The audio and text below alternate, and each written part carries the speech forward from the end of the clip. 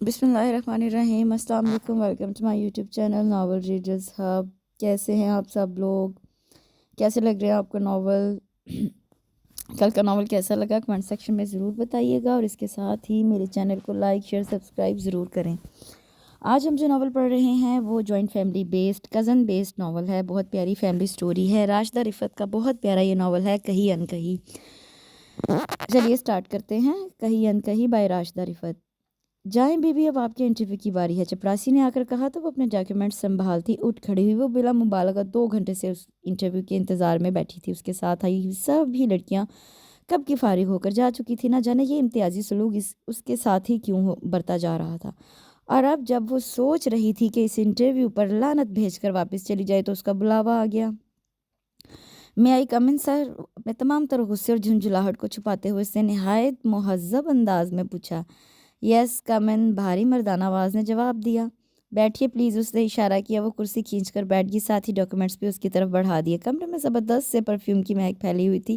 اے سی کی وجہ سے ماحول اچھا خاصا خنک ہو رہا تھا۔ سامنے بیٹھا شخص جو بلا شبہ بہت ڈیشنگ تھا، نہایت توجہ سے اس کے ڈاکیومنٹس کا جائزہ لینے میں مشغول تھا۔ وہ چپ چاپ بیٹھی اپنے آپ کو اس کے ممکنہ سوالات کے لیے تیار کرنے لگی، جبکہ سامنے بیٹھے شخص نے فائل ایک طرف رکھ کر اب اس کا جائزہ لینا شروع کر دیا۔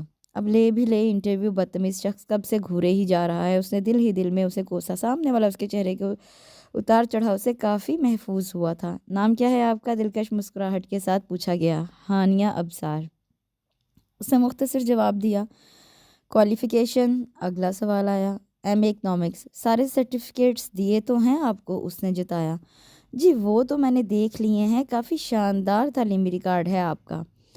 اس نے ہانیہ کی ڈاکیومنٹس والی فائل کو دوبارہ الٹتے پلٹتے ہوئے کہا۔ ہانیہ نے اس تعریف پر انکساری سے گردن جھکا لی۔ 2 اٹیمپٹس میں آپ کا بی اے کلیئر ہوا ہے اور 2nd ڈویژن میں ایم اے۔ اس نے مسکراہٹ دباتے ہوئے اپنی بات مکمل کی تو ہانیہ گڑبڑا گئی۔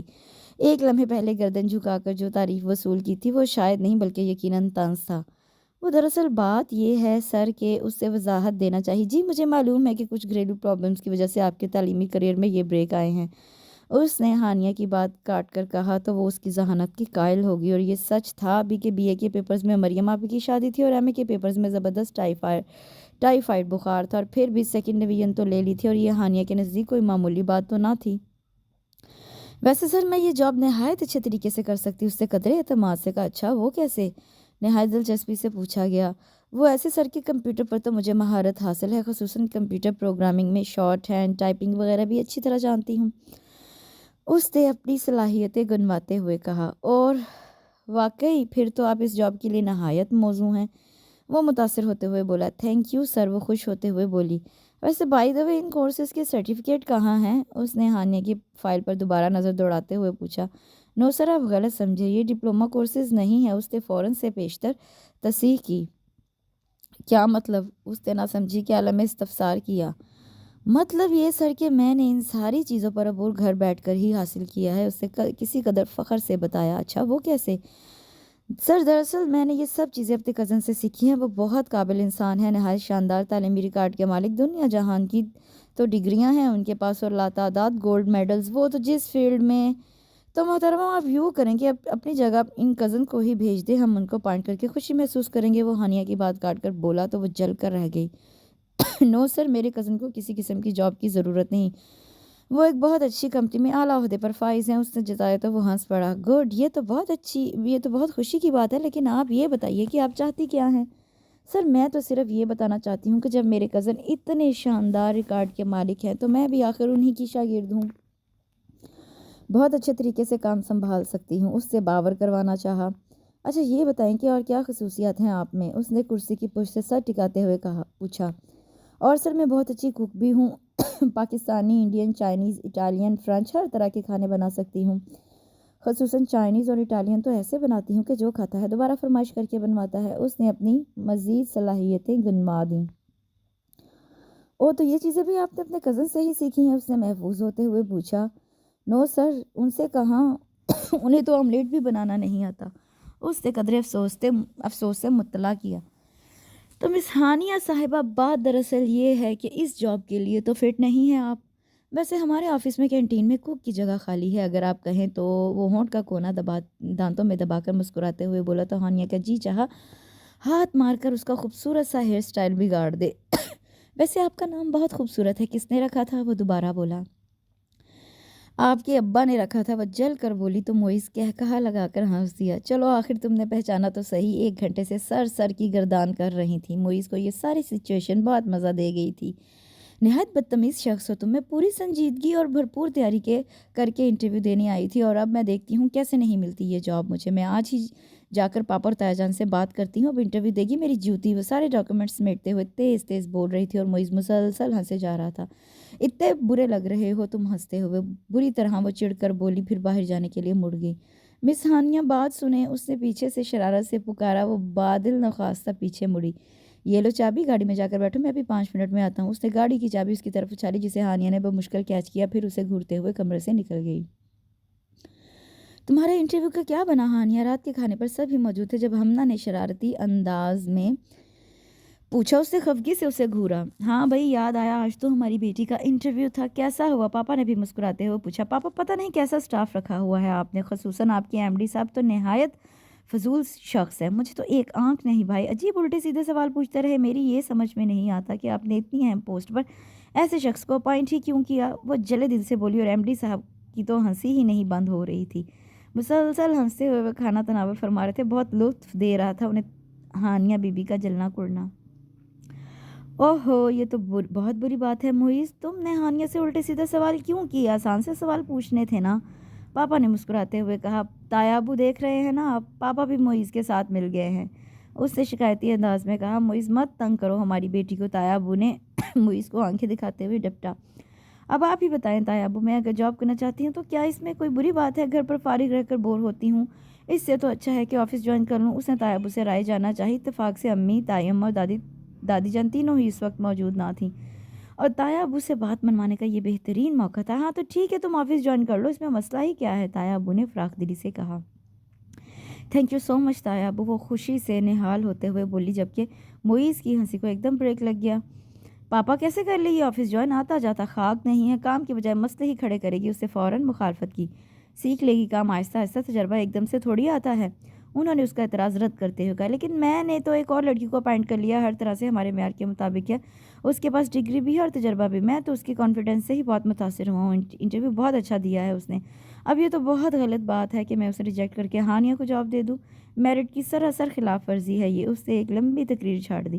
میں کب کہہ رہی ہوں کہ اسے ریجیکٹ کرو، اسے تو ضرور اپوائنٹ کرو، بلکہ مجھے اس کے ساتھ کام کرنے سے سیکھنے کا موقع ملے گا، اور میں تم سے تنخواہ کب مانگ رہی ہوں؟ بلا معاوضہ کام کروں گی، ہانیہ نے اس کا حربہ ناکام بناتے ہوئے کہا۔ چلو ٹھیک ہے یار، تھوڑے دنوں کا شوق ہے، اسے کر لینے دو کام، پاپا نے گفتگو سمیٹتے ہوئے کہا۔ وہ مزید تو کچھ نہ بولا، بس خونخوار نظروں سے ہانیہ کو گھورتا رہا۔ ویسے موئز بھائی، قابلیت میں تو ہماری ہانیہ بھی کسی سے کم نہیں، اس بات کی تو میں گواہ ہوں کہ اس نے انٹرویو کے لیے زبردست تیاری کی تھی۔ 2 انٹرویو تو کل رات میں نے خود سنے ہیں، نیند کی حالت میں بھی فر انگلش بول رہی تھی، ہمنا نے شرارتی انداز میں کہا تو تایا ابو اور پاپا ہنس پڑے۔ اسے نیند میں بولنے کی عادت تھی، اس بات سے گھر کا ہر فرد واقف تھا، اور اکثر و بیشتر اس عادت کی وجہ سے ہانیہ کو مذاق کا نشانہ بھی بننا پڑتا تھا۔ لیکن آج اس نے ہمنا کے مذاق کا قطعی برا نہ مانا تھا، کیونکہ آج اسے موئز کی سر توڑ کوششوں کے باوجود آفس جوائن کرنے کی اجازت مل گئی تھی۔ آفس جانا یا جاب کرنے کا اسے کوئی خاص شوق نہیں تھا، بلکہ جاب ہی کیا، پڑھنے لکھنے کے تقریباً ہر کام سے اس کی جان جاتی تھی۔ بہت مشکلوں سے تو اس کا ایم اے کلیئر ہوا تھا۔ اس کی کئی دوستوں نے تو ایم فل میں بھی ایڈمیشن لے لیا تھا، پر اس نے کانوں کو ہاتھ لگاتے ہوئے توبہ کر لی تھی۔ ہاں، پڑھنے کے علاوہ باقی ہر کام میں خوب دلچسپی لیتی تھی۔ زبردست انٹیریئر ڈیزائنر تھی، اکثر و بیشتر گھر کی سیٹنگ تبدیل کرتی رہتی، جسے ہمنا اور بلال و کھاڑ پچھاڑ کا نام دیتے تھے۔ کوکنگ اور بیکنگ سے تو گویا اسے عشق تھا۔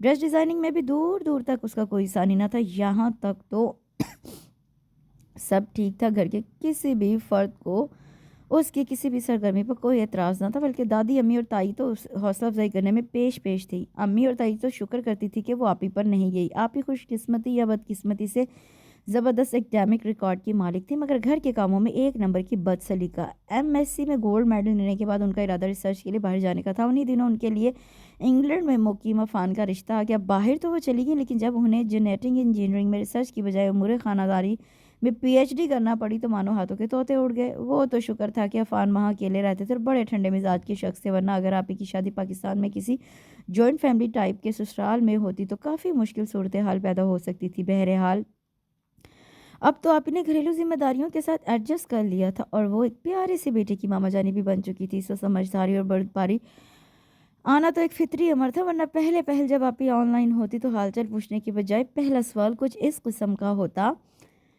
امی نے ہاری کا شوربہ گاڑھا کرنے کے لیے کیا ڈالتے ہیں؟ کبھی پوچھا جاتا: امی کوفتے ہنڈیا میں ڈالنے کے ساتھ ہی ٹوٹ جاتے ہیں، کیا کروں؟ بلال نے تو ایک مرتبہ بڑی ہوشیاری سے امی کا نام استعمال کرتے ہوئے مشورہ دیا تھا کہ کوفتوں کا مسالہ بناتے وقت کیمے میں تھوڑا سا گلو ڈال دیں، کبھی نہیں ٹوٹیں گے۔ اگر ہانیہ فوراً تردید نہ کرتی تو آپ سے کچھ بعید نہ تھا کہ وہ اس مشورے پر فوراً عمل کر لیتی۔ خیر آپ ہی کا حشر دیکھتے ہوئے امی اور تائی امی نے اس کی تربیت پر بھرپور توجہ دی تھی اور اپنے مقصد میں کافی حد تک کامیاب بھی تھی کہ آپ ہی کی بجائے وہ گھریلو امور میں خاصی طاق ہو چکی تھی۔ امی اور تائی جان کو اس سے کچن کے کاموں سے تقریباً آزاد کر دیا تھا۔ پاپا کے لیے ان کے کہنے سے پہلے ہی چائے کافی ان کے میز پر موجود ہوتی۔ تائی ابو اور دادی جان کے لیے شوگر اور کولیسٹرول فری نت نئی ڈشز ہر وقت ٹرائی کرتی رہتی۔ ہمنا کو اس نے کپڑوں کی ڈیزائننگ کے لیے مشورے درکار ہوتے اور بلال کے پیٹو دوستوں کے لیے چائے کے ساتھ چٹپٹے لوازمات بنا کر دینے کی ذمہ داری بھی اسی کی تھی۔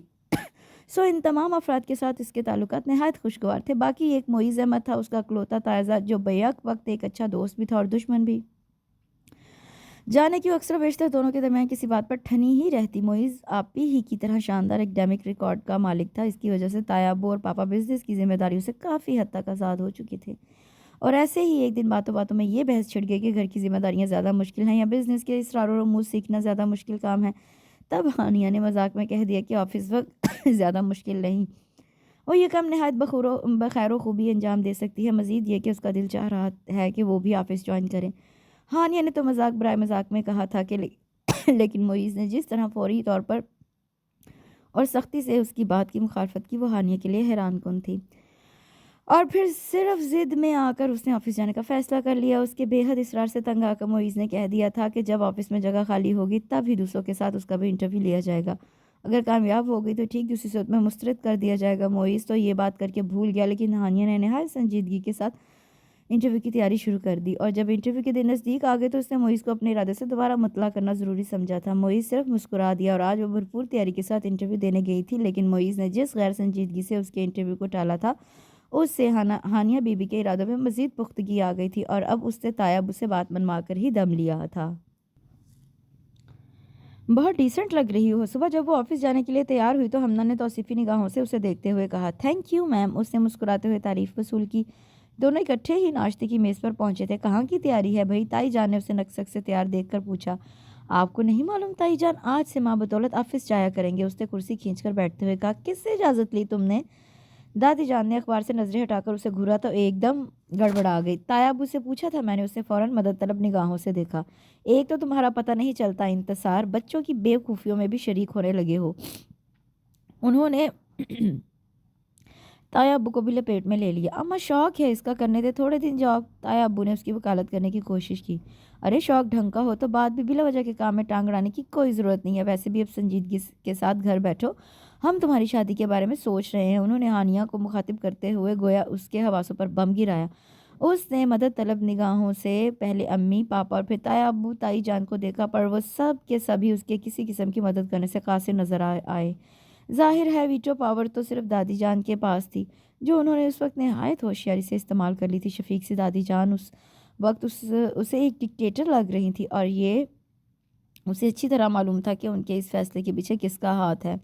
اس سے کاٹدار نگاہوں سے معیز کو گھورا جو شاہی ٹکڑوں سے انصاف کر رہا تھا، ہونٹوں پر دل فریب مسکراہٹ رقصاں تھی۔ وہ پاؤں پٹکتے ہوئے فوراً واک آؤٹ کر گئی۔ تم چاہتے کیا ہو معیز؟ شام کو جب وہ آفس سے لوٹا تو وہ سیدھی اس کے کمرے میں پہنچ گئی۔ وہ وارڈروب سے کپڑے نکال رہا تھا، اس کی آواز سن کر مڑا اور پھر دوبارہ وارڈروب میں سر گھسا لیا۔ اب وہ اپنی اس احمق سی کزن کو کیا بتاتا کہ وہ کیا چاہتا ہے۔ میں نے تم سے کچھ پوچھا ہے معیز؟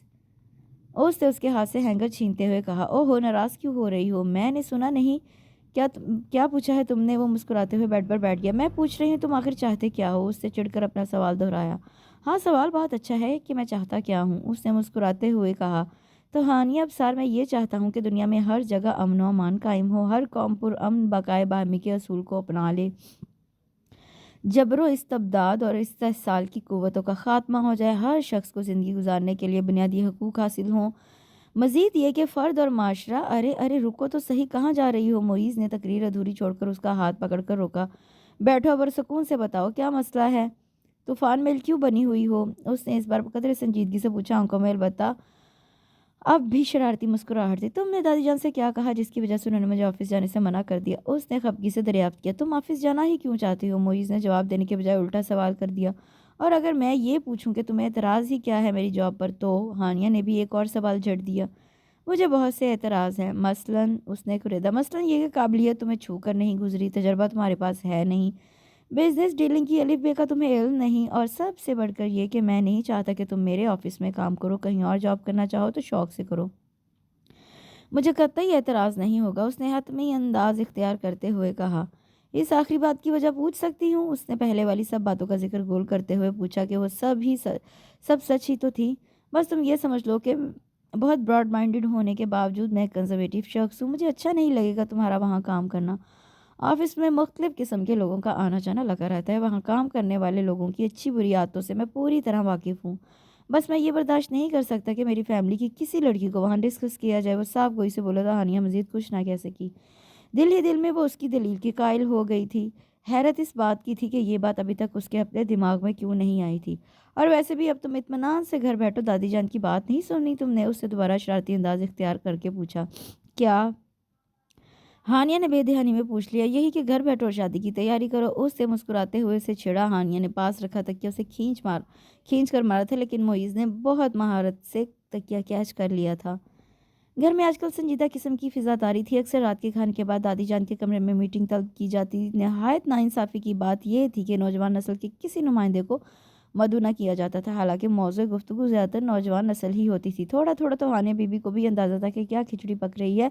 پھر ایک دن دادی نے چھوٹی پھوپھو کو بھی فون کر کے بلوا لیا۔ چھوٹی پھوپھو گھر میں ہر ایک کی دوست تھی، بڑوں کی محفل میں ان کی اہمیت اپنی جگہ پر ینگ پارٹی کا بھی بھرپور ساتھ دیتی تھی، لیکن اس بار چھوٹی پھوپھو کی آمد ایک خاص مشن کے تحت ہو رہی تھی۔ مشن کچھ یوں تھا کہ ہانیہ اور معیز سے رائے لی جائے کہ انہیں ایک دوسرے کے ساتھ شادی پر کوئی اعتراض تو نہیں۔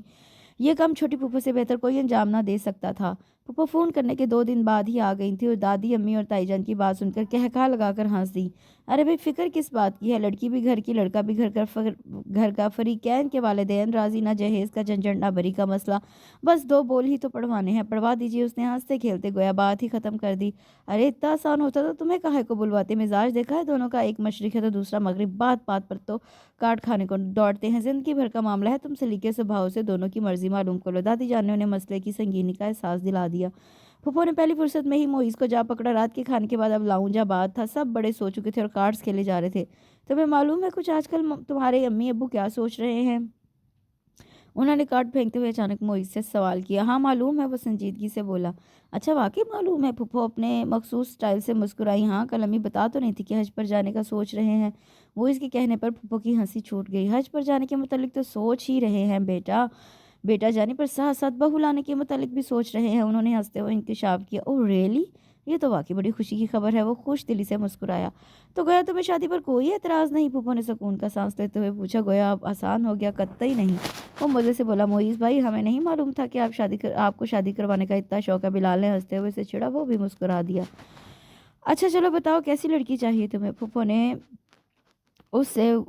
نے کھلوانا چاہا۔ ہاں یہ میں آپ کو بتاتا ہوں کہ مجھے کیسی لڑکی چاہیے، اس نے اپنے سامنے بیٹھی ہانیہ پر گہری نظر ڈالتے ہوئے کہا۔ ہانیہ کے دل نے ایک دھڑکن مس کی تھی۔ دیکھیں پھوپھو، پہلی شرط تو یہ ہے کہ لڑکی کا قد لمبا ہو۔ کتنا لمبا؟ پھوپھو نے اطمینان سے ٹانگیں پھیلاتے ہوئے وضاحت چاہی۔ میرا مطلب ہے پھوپھو کہ اس کی ہائٹ اتنی ہو کہ اگر 10-12 لڑکیوں میں کھڑی ہو تو دور سے ہی اپنے قد کی وجہ سے نمایاں نظر آئے۔ اس نے کہا تو پھوپھو کا اطمینان قدرے مایوسی میں بدل گیا۔ انہوں نے ایک اچٹتی نظر ہانیہ پر ڈالی۔ اس کے قد کو پستہ قد میں تو نہیں کسی طور پر شمار کیا جا سکتا، لڑکیوں کے لحاظ سے اس کا قد بالکل نارمل قد تھا۔ ہاں البتہ اتنی لمبی بھی نہیں تھی کہ 10-12 لڑکیوں میں دور سے قد کی وجہ سے نمایاں نظر آئے۔ اچھا اور تو کوئی شرط نہیں؟ وہ دوبارہ معیز کی طرف متوجہ ہوئی۔ ہاں ایک شرط اور بھی ہے، لڑکی کی کوالیفیکیشن میرے برابر کی ہو۔ معیز نے مسکراتے ہوئے ایک اور شرط گنوائی۔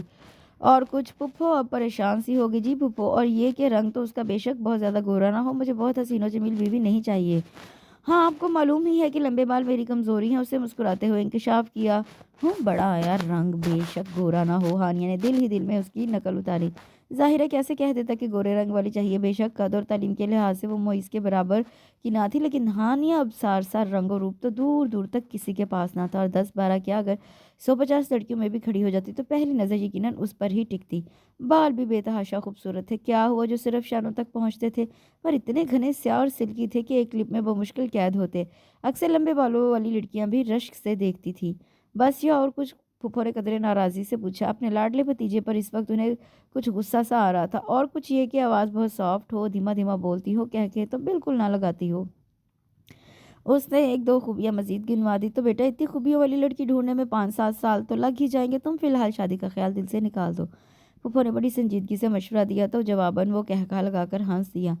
भैया, आपने पूछा, मैंने बता दिया। ऐसी लड़की मिल गई तो ठीक, वरना किसी ऐसी वैसी पर ही गुजारा कर लेंगे। वो मुतबस्सम लहजे में बोला। अब जरा तुम भी अपनी पसंद नापसंद के बारे में बता दो। तुम्हारे भी 2-4 रिश्ते आए हुए हैं, देख भाल कर किसी एक को फाइनल कर देंगे। फूफो ने अपना रुख खाने की तरफ मोड़ लिया। 2-4 रिश्तों की बात पर मोइस चौंका तो जरूर था, लेकिन अपने तासुरात नॉर्मल ही रखे।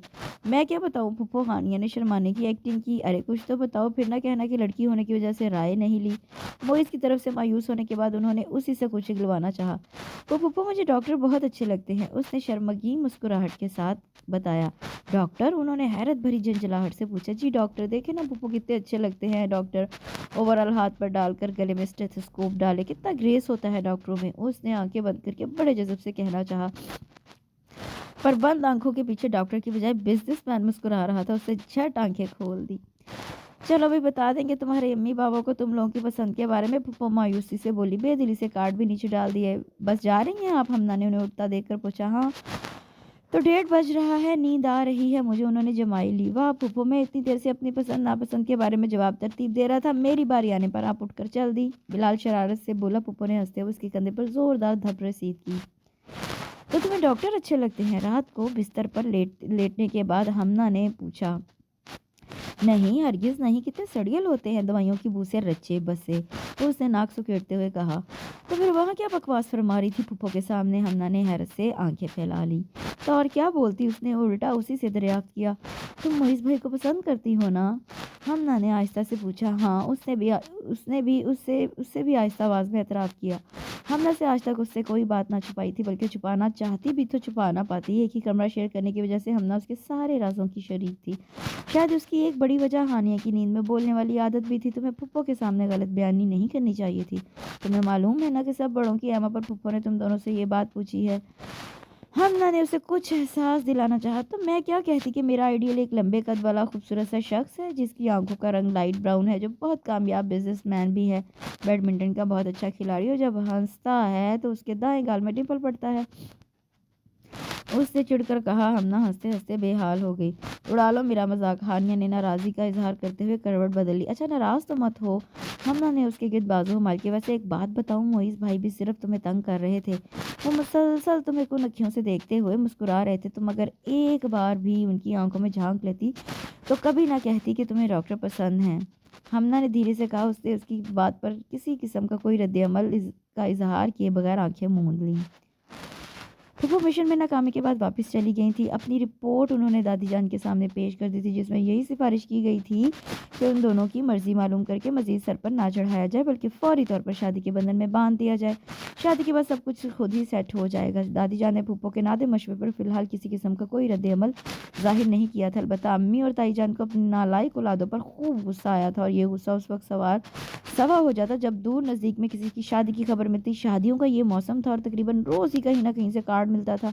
इन्हीं दिनों तायाबू के सबसे गरीबी दोस्त के बेटे की शादी का कार्ड मिला। मंसूर अंकल की पूरी फैमिली से ही उनके ताल्लुकात में साली थे। अब मामला उनके इकलौते बेटे की शादी का था, सो सब ने ही भरपूर तरीके से शिरकत का फैसला किया। और आज शादी के फंक्शन में निस्बतन तन्हा गोशे में टेबल के गिर्द बैठी अम्मी और ताईजान अपने अपने दिल के फफोले फोड़ रही थीं। दोनों को ही हानि और मुझ पर शदीद गुस्सा आ रहा था। वो भी फूफो के फार्मूले से 100% मुत्तफिक थी, पर मसला ये था कि दादी जान इन दोनों के बचकाना रवैये को ज़्यादा ही सीरियस ले रही थी। वो दोनों की मर्जी पूरी तरह जांचे बगैर कोई कदम उठाना नहीं चाहती थी। अम्मा जान को तो फजूल के खदशे हैं, دیکھو تو عائشہ ساتھ کھڑے کتنے اچھے لگ رہے ہیں۔ تائی اماں نے امی کی توجہ دور کھڑے ہانیہ اور معیز کی طرف دلوائی۔ امی نے بھی زیر لب ماشاءاللہ کہا تھا۔ پوری محفل میں انہیں اپنی بچی سے زیادہ کوئی حسین نہ لگ رہا تھا، اور سچ تو یہ تھا کہ آج ہانیہ واقعی غضب ڈھا رہی تھی۔ یہی وجہ تھی کہ تھوڑی دیر بعد منصور انکل کی بیگم اپنے بھانجے کو ہانیہ سے متعارف کروانے کے لیے لے آئی۔ یہ میرا بھانجا ہے ڈاکٹر عماد، حال ہی میں امریکہ سے اسپیشلائزیشن کر کے آیا ہے، اور عماد یہ ہانیہ ہے تمہارے انکل کے دوست کی بیٹی۔ انہوں نے باہمی تعارف کا فریضہ سر انجام دیا۔ فریقین نے رسمی مسکراہٹ ایک دوسرے کی طرف اچھالی تھی۔ اب عالیہ آنٹی کا کام ختم ہو گیا تھا، سب وہ اپنی ساڑی کا پلو سنبھالتی دوسری طرف چلی گئی۔ کیا کرتی ہیں آپ؟ عماد نے اسے دلچسپی سے دیکھتے ہوئے پوچھا۔ کچھ خاص نہیں، بس فارغ ہی ہوتی ہوں، ہانیہ نے مختصر سا جواب دیا۔ اوہ، تو آپ کمال کرتی ہیں، آپ کو معلوم ہے نا جو کچھ نہیں کرتا وہ کمال کرتا ہے۔ ڈاکٹر صاحب نے نہایت گھسا پٹا مذاق کرنے کی کوشش کی۔ ہانیہ زبردستی مسکرا دی۔ ایجوکیشن مکمل ہو گئی آپ کی؟ اشتیاق سے لپٹا ایک اور سوال موصول ہوا۔ جی، مختصر ترین جواب ملا۔ کتنا پڑھا ہے آپ نے؟ سوال در سوال تھے۔ ایم اے کیا ہے اکنامکس میں، ہانیہ نے جواب دے کر حمنہ وغیرہ کو ڈھونڈنے کے لیے نگاہیں ادھر ادھر گھمائی۔ یوں عماد کے ساتھ اکیلے کھڑے کافی الجھن محسوس ہو رہی تھی، تب ہی اس کی نگاہ سامنے پڑی۔ کچھ فاصلے پر معیز ایک دراز قد حسینہ کے ساتھ محو گفتگو تھا۔ اس کی ساری حسیات ایک دم بیدار ہو گئیں۔ لڑکی کو پہچاننے کی کوشش کی، حافظے پر خاصا زور دینے کے باوجود وہ شناسا نہ لگی۔ ہائٹ تو واقعی زبردست ہے، وہ بڑبڑائی۔ جی، مجھ سے کچھ کہا؟ عماد نے خوش فہم ہو کر پوچھا۔ ہانیہ نے سنی انسنی کر دی۔ زیادہ ہی بے تکلف ہو رہے تھے محترم، جبکہ اس کا سارا دھیان تو معیز کی طرف لگا ہوا تھا۔ بہت ہنس ہنس کر گفتگو ہو رہی تھی دونوں میں، اور تو اور لڑکی کے بال بھی کافی لمبے تھے۔ تھوڑے دنوں پہلے دونوں کی کہی ہوئی بات یوں پوری ہو گئی، یہ واقعی حیران کن تھا۔ ہانیہ نے رشک بھرے جذبات سے اس کی پشت پر پھیلے کالے سیاہ بالوں کو دیکھا۔ اسی لمحے معیز کی نظر اس پر پڑی تھی۔ ہانیہ نے بجلی کسی تیزی سے وہاں سے ہٹا کر سامنے کھڑے صاحب کی طرف مبذول کی۔ تو آپ واقعی ڈاکٹر ہیں؟ اس نے اتنے پرمسرت انداز میں اچانک دریافت کیا کہ عماد حیران رہ گیا۔ جی، کوئی شک؟ اس سے مسکراتے ہوئے کہا۔ نہیں، میں تو ویسے ہی پوچھ رہی تھی۔ دراصل آپ شکل سے بہت سافٹ لگ رہے ہیں، ڈاکٹر تو بالکل نہیں لگ رہے، ہانیہ نے بلا وجہ دانتوں کی نمائش کرتے ہوئے کہا۔ معلوم ہو گیا تھا کہ معیز اسے ہی دیکھ رہا ہے، سو اب عماد صاحب سے خوش اخلاقی برتنے میں کوئی حرج نہ تھا۔ اچھا، تو ڈاکٹرز کی شکل پر کوئی خاص بات ہوتی ہے؟ اس کی بات سے لطف اندوز ہوتے ہوئے بولا۔ نہیں، بس ویسے ہی، عمومی رائے تو یہی ہے کہ ڈاکٹر سخت دل ہوتے ہیں، آدم بیزار ہوتے ہیں۔ اس سے بات برائے بات کی۔ اچھا، یہ بات بھی پہلی مرتبہ سن رہا ہوں۔ وہ کہکہا لگا کر ہنسا۔ کہکہا اتنا بلند تھا کہ آواز معیز تک بھی جا پہنچی۔ وہ ضبط سے کام لیتے ہوئے اس نے اپنی جھنجھلاہٹ چھپائی، اس جلن بھری جھنجھلاہٹ چھپائی۔ اس کا بس نہیں چل رہا تھا کہ ہانیہ کو کھینچ کر وہاں سے لے آئے۔ بہت مشکلوں سے اس نے اپنے تاثرات چھپائے تھے، اور مصنوعی مسکراہٹ چہرے پر لاتے اپنی توجہ سامنے کھڑی مس شمائل رضا کی طرف مبذول کی، جس کی بے سروپا باتیں وہ کافی دیر سے برداشت کر رہا تھا۔ پورے 15 منٹ سے تو وہ اسے اپنی ڈگریوں کی تفصیل سنانے میں لگی ہوئی تھی۔ پاکستان میں تو ٹیلنٹ کی کوئی قدر ہی نہیں ہے، خصوصاً لڑکیوں کے لیے تو بہت محدود فیلڈز ہیں۔ اب ممی ڈیڈی کے اصرار پر میں واپس آ تو گئی ہوں، لیکن مجھے سمجھ میں نہیں آ رہا کہ کیا کروں۔ شمائل نے بلا مبالغہ چوتھی بار یہ دکھڑا رویا۔ واپس چلی جائیں؟ دل ہی دل میں تو معیز نے بھی جواب دیا تھا، لیکن اس کے سامنے اسی کے موقف کی تائید کرتے ہوئے گردن ہلا دی۔ ارے معیز بھائی، آپ یہاں کھڑے ہیں؟ شجاع بھائی بھی آپ کا پوچھ رہے تھے۔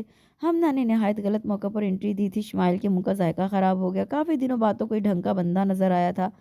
شمائل، یہ حمنہ ہے، میری چھوٹی سی کیوٹ کزن، معیز نے تعارف کروایا تھا۔ Nice to meet you. Shamail نے زبردستی مسکراہٹ چہرے پر سجاتے ہوئے اپنا مخروطی ہاتھ آگے بڑھایا۔ حمنہ بھی نہایت گرم جوشی سے مصافحہ کیا۔ دل ہی دل میں ہانیہ کو گالیوں سے بھی نوازا تھا، جو معیز کو ایک خوبصورت لڑکی کے پاس اکیلا چھوڑ کر اس وقت ایک نہایت بغلول قسم کے شخص کے ساتھ محو گفتگو تھی۔ یار، میں تو حیران رہ گیا، پہلی دفعہ خوبصورتی اور ذہانت کو یکجا دیکھا۔ بہت جینیس ہے شمائل رضا، میں تو واقعی اس سے بہت امپریس ہوا ہوں۔ معیز نے ناشتہ کرتے ہوئے ہانیہ کو مخاطب کیا۔ کچن میں اس وقت وہ دونوں ہی موجود تھے۔ فنکشن سے واپسی رات بہت دیر سے ہوئی تھی، صبح دونوں کی ہی آنکھ کافی دیر سے کھلی، اب وہ دونوں اکٹھے ناشتہ کر رہے تھے۔ تم نے دیکھا نا شمائل کو؟ وہی جس نے ڈارک گرین سوٹ پہنا ہوا تھا، معیز نے اسے مخاطب کرتے ہوئے پوچھا۔ ہوں، تو گویا سوٹ کا رنگ بھی یاد ہے۔ ہانیہ کا حسد کے مارے برا حال ہو رہا تھا، لیکن بہت خوبی سے اس نے اپنے تاثرات چھپائے تھے۔ ہاں، دیکھا تو تھا، لیکن قریب سے دیکھنے کا موقع نہیں ملا، اس نے سرسری انداز میں جواب دیا۔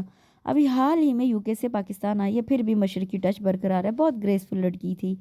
معیز نے اس کی شان میں مزید قلابے ملائے۔ ساتھ ہی ساتھ ہانیہ کے چہرے کا بھی جائزہ لیا جہاں فی الحال کسی قسم کے جلن کے آثار نہ تھے، اور بال تو اس کے بہت ہی خوبصورت تھے، اتنے لمبے بال میں نے شاید ہی اپنی زندگی میں کسی اور کے دیکھے ہوں۔ محیط نے مبالغہ میزی کی حد کر دی۔ ہاں واقعی بال تو اس کے بے حد خوبصورت تھے، کل تو میری اس سے ملاقات نہیں ہو پائی، لیکن تم اتنی تعریفیں کر رہے ہو تو میرا بھی جی چاہ رہا ہے ملنے کو، چلو آج ملاقات ہو جائے گی۔ آج تو آئے گی نا؟ شمائل اسے بہت اشتیاق سے دریافت کیا۔ ہاں شاید، ویسے رشتے دار تو وہ دلہن والوں کی تھی، ہو سکتا ہے ولیمے میں بھی آ جائے۔ معیز نے چائے کے گھونٹ کے ساتھ غصہ بھی اپنے اندر اتارا، وہ سخت بدمزہ ہو رہا تھا۔ اتنی محنت کے باوجود ہانیہ کے چہرے پر وہ سب کچھ دیکھنے کو نہ ملا جس کا وہ متمنا تھا۔ چلو اللہ کرے آ ہی جائے، اور کچھ نہیں تو شیمپو کا نام ہی پوچھ لوں گی، ہانیہ نے ہنستے ہوئے کہا۔ معیز دانت پیس کر رہ گیا۔ ویسے اگر آج وہ نہ آئی تو مجھے افسوس ہی رہے گا، کاش میں اس سے کل ہی مل لیتی۔ دراصل کل ڈاکٹر اماد کی کمپنی میں اتنا مزہ آیا کہ ادھر ادھر دیکھنے کی فرصت ہی نہیں ملی۔ بہت کوششوں کے بعد ہانیہ نے بھی فکرہ ترتیب دے کر معیز کی سماعتوں تک منتقل کر دیا۔ ڈاکٹر کے لفظ پر معیز کے کان کھڑے ہو گئے۔ اچھا تو ڈاکٹر تھے؟ موصوف اس سے ہلکے پھلکے انداز میں پوچھا۔ ہاں، کنگ ایڈورڈ کے گولڈ میڈلسٹ ہیں، اسپیشلائزیشن امریکہ سے کر کے آئے ہیں۔ اس نے تفصیل بتانا شروع کی۔ عالیہ آنٹی کے بھانجے ہیں، بہت نفیس انسان ہے، خدمت خلق کا جذبہ تو کوٹ کوٹ کر بھرا ہوا ہے۔ پرائیویٹ پریکٹس کے ساتھ ساتھ ہفتے میں ایک دن رفاہی کلینک میں بھی بیٹھتے ہیں۔ اس نے عقیدت بھرے جذبات سے تفصیل سنائی۔ دیٹس گریٹ، آج کل کہاں ملتے ہیں ایسے لوگ؟ اب شمائل ہی کی مثال لے لو، آج کل ایک NGO کے ساتھ کام کر رہی ہے عورتوں کی فلاح و بہبود اور حقوق کے لیے، تو اسے جو کام بھی کرنا پڑے وہ کرنے کو تیار۔ معیز نے گفتگو کا رخ دوبارہ شمائل کی طرف موڑ دیا۔ اچھا تو پھر میں آج شمائل سے ضرور ملوں گی، ہانیہ نے متاثر ہوتے ہوئے کہا۔ شمائل رضا سے ملنا واقعی بہت ضروری ہو گیا تھا۔ میں تو خود یہی کہتی ہوں کہ آج کل کی لڑکی کو خود مختار ہونا چاہیے، وہ دور ختم ہو گیا جب عورتیں مرد کی دستے نگر ہوتی تھی۔ ہانیہ نے شمائل سے گفتگو کے دوران بہت جوش سے کہا۔ صرف 5 منٹ کی گفتگو میں ہی اندازہ ہو گیا تھا کہ موصوفہ آزادی نسواں کی بہت بڑی علمبردار ہیں۔ سو ہانیہ بی بی کے شاطر ذہن نے فٹافٹ ہی زبردست سا منصوبہ ترتیب دے ڈالا۔ پاکستان میں تو کوئی پرسان حال ہی نہیں ہے عورتوں کا، بہت پسماندگی ہے یہاں، پڑھ لکھ کر اور ٹیچر تو بن جاتی ہے یا پھر ڈاکٹر، یا اور کسی فیلڈ میں کوئی اسکوپ ہے ہی نہیں، بلکہ اکثر لڑکیاں تو شادی کے بعد سب کچھ چھوڑ چھاڑ کر گھر بیٹھ جاتی ہیں۔ اب مہرین کی مثال لے لو، اچھی بلی جاب تھی، لیکن طلحہ صاحب نے کہہ دیا کہ شادی کے بعد جاب نہیں کرے گی، سو خوش جاب چھوڑ دی۔ حالانکہ میں نے سمجھایا بھی تھا اگر پہلے ہی بات مان لی ہوتی تو سر پر چڑھ جائیں گے محترم۔ شمائل نے اسٹیج پر دلہن بنی ماہین کو دیکھ کر تعصب سے کہا۔ بالکل ٹھیک کہہ رہی ہیں آپ۔ ہانیہ نے بھی ماہین بھابھی کی عقل مندی کو دل ہی دل میں سراہتے ہوئے شمائل کی تائید کی۔ ویسے آپ خوش قسمت ہیں کہ آپ کے پیرنٹس، آپ کے گھر والے اتنے لبرل ہیں، آپ کو اکیلے پڑھنے انگلینڈ بھیج دیا، ورنہ اکثر لوگ تو اس معاملے میں کافی کنزرویٹو ہوتے ہیں۔ ہانیہ نے رشک بھرے جذبات سے اسے دیکھتے ہوئے کہا۔ ہاں بالکل، یہ کریڈٹ میرے ڈیڈی کو جاتا ہے، ورنہ پرانی نسل کے اکثر لوگ باقی لڑکیوں کی اعلیٰ تعلیم کے خلاف ہوتے ہیں۔ شمائل نے نزاکت سے بالوں میں انگلیاں پھیرتے ہوئے کہا۔ بہت گریٹ ہیں بھئی آپ کے ڈیڈی، ورنہ پرانی نسل کیا، نئی نسل کے مرد بھی عورتوں کی آزادی کے خائف ہیں۔ اب میرے کزن کی ہی مثال لے لیں، خود دنیا جہاں سے ڈگریاں سمیٹ کر لے آئے ہیں، لیکن پھر بھی اپنے خاندان کی لڑکیوں کے لیے یونیورسٹی کو ابھی تک شجر ممنوعہ سمجھتے ہیں۔ اس نے دور کھڑے معیز کی طرف اشارہ کیا۔ کیا واقعی؟ شمائل کو اس انکشاف سے دلی صدمہ پہنچا تھا۔ ہاں تو اور کیا، بہت ہی دقیانوسی خیالات ہیں معیز کے۔ میری تائی جان تو شکر کرتی ہیں کہ ان کی کوئی بیٹی نہیں ہے، ورنہ تو معیز اس کا جینا حرام کر دیتے۔ یونیورسٹی کی پڑھائی کے سخت خلاف ہے، کہتے ہیں زیادہ پڑھ لکھ کر دماغ خراب ہو جاتا ہے لڑکیوں کا، ہانیہ نے سنجیدہ ہو کر بتایا۔ اچھا، حیرت ہے، مجھے تو کل ان سے گفتگو میں اس بات کا بالکل اندازہ نہیں ہوا، مجھے تو بہت براڈ مائنڈڈ اور لبرل سے لگے تھے۔ شمائل ابھی بھی کچھ مشکوک تھی۔ ارے پہلی ملاقات میں کون کھلتا ہے کسی پر؟ مجھ سے پوچھیے کہ گھر میں رہتے ہیں، وہ تو میرے آگے پڑھنے پر بھی سخت ناراض تھے۔ پھر میرے پاپا نے سٹینڈ لیا، ورنہ ان کے خیال میں تو بس پرائیویٹ بھی یہی کافی ہے۔ ہانیہ نے مزید تفصیلات سے اسے آگاہ کیا۔ واقعی کیسے کیسے لوگ ہوتے ہیں دنیا میں۔ ان انکشافات نے شمائل رضا کو اندر تک افسردہ کر دیا تھا۔ بظاہر کتنا ڈیشنگ، سمارٹ اور ہنس مکھ سا شخص تھا، کیا تھا جو تھوڑا بہت لبرل بھی ہوتا؟ اس سے افسردہ ہو کر سوچا۔ معیز کی سالگرہ گزرے کئی دن ہو چکے تھے، ہمنا اور بلال اس کے پیچھے پڑے ہوئے تھے کہ وہ اچھے سے ہوٹل میں لنچ یا ڈنر کروائے۔ معیز ہر بار مصروفیت کا بہانہ بنا کر ٹال جاتا تھا، اور اب جب ہمنا اور بلال بیچارے تھک ہار کر اپنے مطالبے سے دستبردار ہو چکے تھے تو معیز کو وعدہ ایفا کرنے کا خیال آ ہی گیا۔ حالانکہ صبح آفس جاتے ہوئے اس نے کسی کو بھی اپنے پروگرام سے آگاہ نہیں کیا تھا۔ دوپہر کے بعد اس نے آفس سے ہی فون کیا۔ ریسیو ہانیہ نے کیا تھا۔ میں نے ٹیبل ریزرو کرا لی ہے، تم لوگ بلال کے ساتھ آ جانا، اس نے ریسٹورنٹ کا نام بتاتے ہوئے کہا۔ अब बता रहे हो तुम, हमने तो कोई तैयारी भी नहीं की। वो उस पर नाराज़ होने लगी। और कमान यार, कैसी तैयारी, और तुम्हें कौन सा तैयार होने की ज़रूरत है। वो हंसते हुए बोला, हैं ये वाकई मोइज़ ने कहा है। उसने रिसीवर कान से हटाकर घूरा। अच्छा ठीक 7 बजे पहुंच जाना, मैं ऑफिस से सीधा वहां पहुंच जाऊंगा। हम तो पहुंच जाएंगे, तुम भी वक्त की पाबंदी करना। हानिया ने उसके साबका रिकॉर्ड को मद्देनजर रखते हुए तनबीह की। ओके मादाम, और हाँ सुनो, हमना को बता देना कि डिनर के बाद फ्लावर एग्जीबिशन भी देखने चलेंगे। मोइस का मूड वाकई बहुत खुशगवार था। बहरहाल उसने पैगाम हमना और बिलाल को पहुंचाया। हस्ब तवक्को वो दोनों ही बहुत खुश हुए थे और शाम को जब वो तैयार होकर निकलने ही वाले थे, तब आलिया आंटी एक ग्रेसफुल सी खातून के साथ चली आई। मेहमानों को ड्राइंग रूम में बिठाकर उससे अम्मी और ताई जान को इतला कि हमना और बिलाल उनके उन अचानक टपकने वाले मेहमानों पर मुंह बनाने लगे। अच्छा भला प्रोग्राम लेट हो गया था। अब चलो भी, हानिया साबिर को बता दो, सब कुछ खुद ही बना लेगा। उसे किचन में जाते हुए देखकर हमना भी पीछे चली आई। बुरी बात, हमना इतने दिनों बाद आई हैं, आलिया आंटी क्या सोचेंगी कि हम 5 मिनट की कंपनी भी ना दे सके। उसने उसे घुरका था। और वहाँ जो मोइज़ भाई इंतजार कर रहे होंगे, पहले ही तुमने तैयार होने में इतनी देर लगा दी। हमना ने खफगी से मुंह फुलाया। हानिया कुछ खज्जल हो गई। तैयार तो वो वाकई आज दिल लगाकर हुई थी। अच्छा भाई चलते हैं, तुम गाड़ी में जाकर बैठो, मैं अम्मी को बताकर आती हूँ। उसने हमना के सामने हथियार डालते हुए कहा। और ड्राइंग रूम में जाना उसकी संगीन गलती थी। अच्छा अम्मी हम जा रहे हैं, उसने दरवाजे में से ही मुंह अंदर करके इतला दी। कहाँ चले बेटा, कुछ देर हमारे पास भी तो बैठो। आलिया आंटी ने बहुत प्यार से उसे मुखातिब किया। वो ना चाहते हुए भी रस्मी मुस्कुराहट चेहरे पर सजाते हुए उनके पास बैठ गई। सामने सोफे पर बैठी खातून ने उकाबी निगाहों से सर से पाँव तक का जायजा लिया था। और जायजा मुकम्मल होने के बाद उकाबी निगाहें सताइशी निगाहों में तब्दील हो गई। हानिया को उनकी निगाहों से उलझन सी महसूस हो रही थी। ये तुम्हारी फौजिया आंटी हैं। आलिया आंटी ने उसकी निगाहों में छुपी हैरत और बेचैनी को देखकर तारुफ करवाया। उसने महज सर हिलाने पर इक्तफा किया। तलहा की शादी में तुम्हारी डॉक्टर अमाद से मुलाकात हुई थी ना, उन्हीं की अम्मी हैं ये। आलिया आंटी ने उसके इस बार कदरे वजाहत से बताया। रहानिया बीबी के तो हाथों के तोते उड़ गए। बस नुसरत आपा के यहाँ आए थे इस वापसी, बस सोचा आप लोगों से भी मिलते चले। अब की बार आलिया आंटी की मुखातिब अम्मी और ताई जान थी। हाँ हाँ बहुत अच्छा किया, क्या हाल है नुसरत का, उससे मिले हुए भी बहुत दिन हो गए। ताई जान ने नुसरत आंटी का हाल दरियाफ्त किया।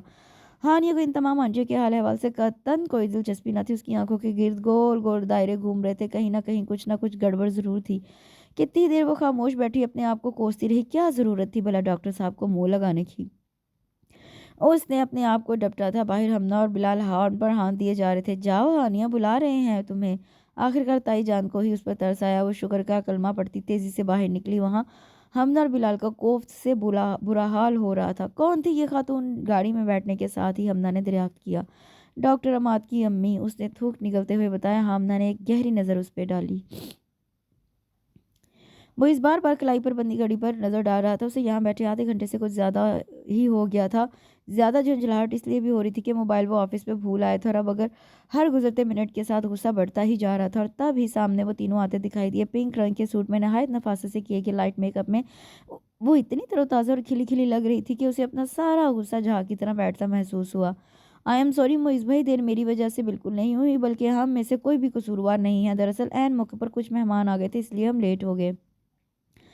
वैसे आप कब से आए हुए हैं, हमना ने नॉन स्टॉप बोलते हुए पूछा। बस थोड़ी सी देर और होती तो मैं यहाँ से चला जाता, उसने मुस्कुराते हुए कहा। हमना और बिलाल कहका लगाकर हंस दिए। चलिए मोइज़ भाई जल्दी से कुछ मंगवाएं। आपके फ़ोन के बाद मैंने दोपहर का खाना भी गोल कर दिया था, बिलाल ने मेन्यू कार्ड खोलते हुए कहा। सिर्फ कुछ नहीं, बहुत कुछ, मुझे भी बहुत भूख लग रही है। वैसे भी आज इतने दिनों बाद तो मोइज़ भाई हाथ आए हैं, सारी कसर निकालेंगे, हमना ने शरारत से कहा। तुम्हें क्या हुआ, खाना खाकर आई हो या जबान घर पर रख कर आई हो। हानि को मुसलसल चुप देखकर उसने इस्तफसार किया। क्या, वो एकदम जैसे चौंकी। मोइज़ होले से हंस दिया। मजाक बहुत तवील हो गया था। आज उसने फैसला कर लिया था कि सामने बैठी इस प्यारी सी अहमक लड़की को मजीद तंग करने की बजाय वो सब कह देगा जो अरसे से दिल में महफूज था। और वो सब कुछ उससे भी सुनेगा जो वो आज तक न कह पाई थी। सिर्फ मुनासिब मौके का इंतज़ार था और उसे यकीन था आज वो मौका मिल जाएगा। हल्की फुल्की बात और खुशगवार माहौल में खाना खाया जा रहा था जब अचानक मोइज़ को ख्याल आया। मेहमान कौन आए थे, उसने सरसरी सा पूछा। आलिया आंटी आई थी, हमना ने फ़ौरन जवाब दिया। एक और आंटी भी तो थी, बिलाल ने खाने से इंसाफ करते हुए कहा। अरे हाँ, किसी डॉक्टर अमाद की अम्मी भी साथ आई थी। इससे पेशतर कि हमना मेज़ के नीचे से उसे टांग मारती वो असल खबर नशर कर चुका था। हानिया ने एकदम सर उठाकर मोइज़ को देखा, जिसके चेहरे पर तेज़ी से नागवारी के तासुरात उभरे थे। और आज उससे अपने तासुरात छुपाने की कोई ख़ास कोशिश भी ना की थी। हानिया का दिल एकदम जैसे सुकड़ सा गया। हमना ने एक नज़र हानिया और दूसरी मोइज़ पर डाली। वैसे मोइज़ भाई आज आप वाकई बहुत डैशिंग लग रहे हैं। ये वही शर्ट है ना जो हानिया ने आपको गिफ्ट की थी। हमना ने मौजू तब्दील करने की कोशिश की थी पर ज़्यादा कामयाब ना हो सकी। باقی سارا وقت وہ خاموش ہی رہی، بلکہ وہ کیا ہانیہ اور ہمنا بھی چپ سی ہو گئی تھی۔ رہ گیا بلال جو سارے قصے سے لا علم تھا اور اصل میں فساد کی جڑ تھا، مسلسل اور بلا تکان بول رہا تھا۔ کہتے ہیں کہ کوئی لمحہ قبولیت کا ہوتا ہے۔ ہانیہ ابصار نے سنا تو بہت دفعہ تھا، لیکن یقین اب آیا تھا۔ اس نے تو چھوٹی پھپھو کے سامنے صرف معیز کو چڑھانے کے لیے کہہ دیا تھا کہ اسے ڈاکٹرز اچھے لگتے ہیں۔ اس وقت اسے کیا معلوم تھا کہ وہ بھی ایک ڈاکٹر کو اچھی لگ جائے گی، صرف ڈاکٹر کو اچھا لگنے کی حد تک تو پھر بھی غنیمت تھا۔ اصل مسئلہ یہ تھا کہ وہ ڈاکٹر صاحب سے بھی زیادہ ان کی امی کے دل کو بھا گئی تھی۔ صرف 4 دن بعد ہی وہ اپنی 2 عدد بیٹیوں اور 1 عدد مٹھائی کے ڈبے سمیت دوبارہ تشریف لے آئی۔ اس بار انہوں نے اشارہ کے نامے میں بات کرنے کے بجائے باقاعدہ رشتہ مانگا تھا، اور سب سے زیادہ پریشانی کی بات یہ تھی کہ سب گھر والے نہایت سنجیدگی سے اس پرپوزل پر غور کر رہے تھے۔ غور کرنے کی بہت سی وجوہات تھی۔ پہلی یہ کہ عماد ڈاکٹر تھا، جو سب کے نزدیک ہانیہ کی بڑی خواہش تھی۔ دوم یہ کہ نہایت پڑھی لکھی مہذب اور متمول فیملی تھی، اور پھر یہ کہ نہایت مان اور چاہت سے یہ رشتہ مانگا گیا تھا۔ عماد 3 بہنوں کا اکلوتا بھائی تھا، 2 بہنیں شادی شدہ تھی، سب سے چھوٹی والی کی منگنی ہو چکی تھی، یعنی نند فری سسرال، جو بقول پھپھو ہر لڑکی کا خواب ہوتا ہے۔ ان تمام باتوں کی وجہ سے گھر والوں کے لیے یہ ممکن نہ تھا کہ وہ عماد کے پرپوزل پر غور نہ کریں، حالانکہ تائی جان کا دل آج کل خاصا دکھی ہو رہا تھا۔ ہانیہ کو انہوں نے ہمیشہ اپنے بہو کے روپ میں دیکھا تھا، یہ بھی سچ تھا کہ وہ انہیں اپنی بیٹیوں کی طرح ہی عزیز تھی، وہ اس کی خواہش کی راہ میں رکاوٹ نہ بننا چاہتی تھی۔ اور ہانیہ کی تو سمجھ میں نہیں آ رہا تھا کہ اس کے ساتھ ہو کیا رہا ہے۔ وہ تو اتنی تیزی سے ہونے والی پیش رفت پر ہکا بکا تھی۔ رہ گیا معیز، تو اس نے اس معاملے میں بالکل چپ سادھ رکھی تھی، جیسے اسے ہانیہ اور عماد کے رشتے سے کوئی تعلق واسطہ ہی نہ تھا۔ دادی جان نے دل کے ہاتھوں مجبور ہو کر اس سے ایک دفعہ پھر رائے لی۔ کیسا ہے عماد؟ تم تو طلحہ کی شادی میں ملے ہی ہوگے اس سے۔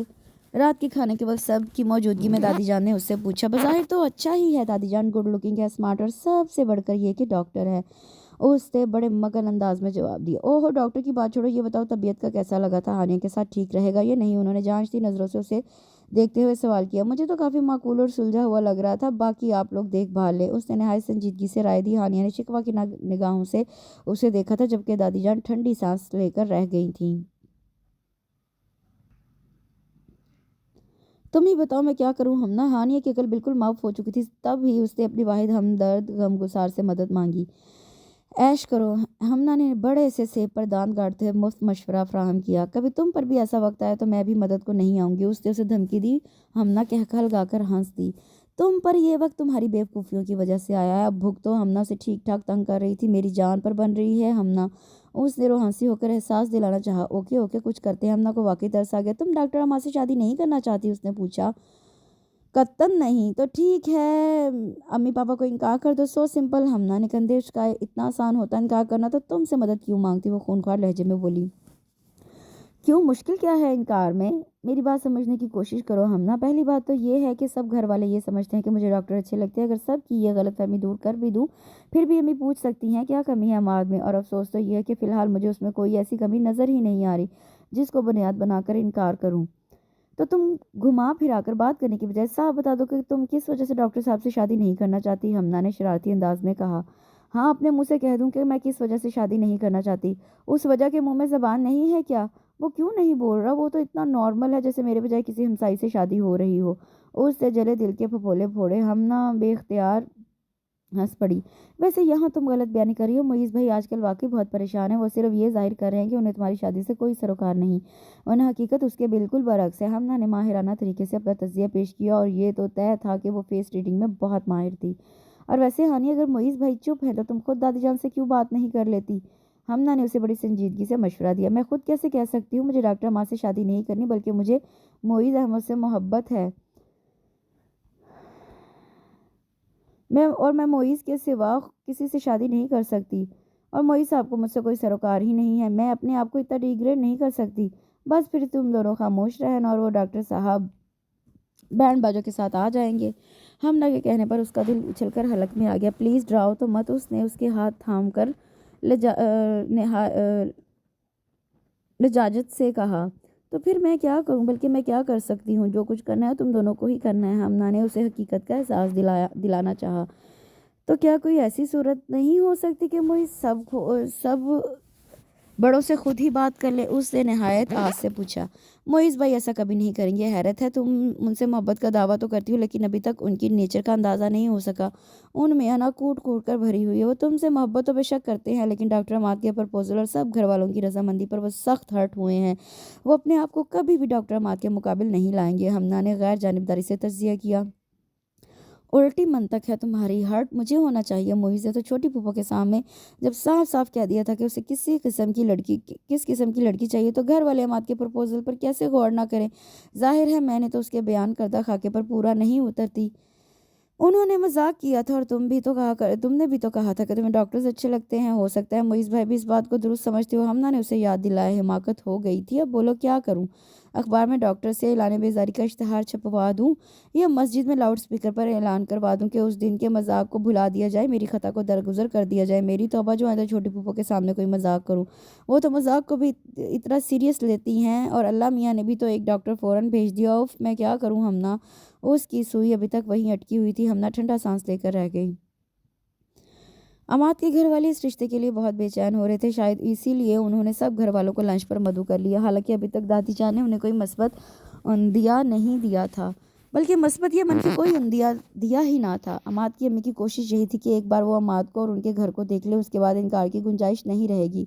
दादी जान ने थोड़े से पसोपेश के बाद ये दावत कबूल कर ली थी। मोइज़ समेत सब लोग मधु थे। पापा और ताया अबू ने तो आज ऑफिस जाने की बजाय घर पर रहने को तरजीह दी थी। मोइज़ अलबत्ता ऑफिस गया था। दादी जान ने भरपूर ताकीद की थी कि वो दोपहर को जल्द वापस आ जाए। उस वक्त तो मोइज़ ने फ़ौरन गर्दन हिला दी थी, लेकिन 12 बजे के करीब ही उससे ऑफिस से फ़ोन कर दिया।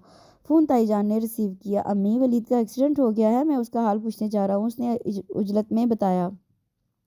वलीद उसका सबसे बेहतरीन दोस्त था। कैसे हुआ एक्सीडेंट? वलीद ठीक तो है?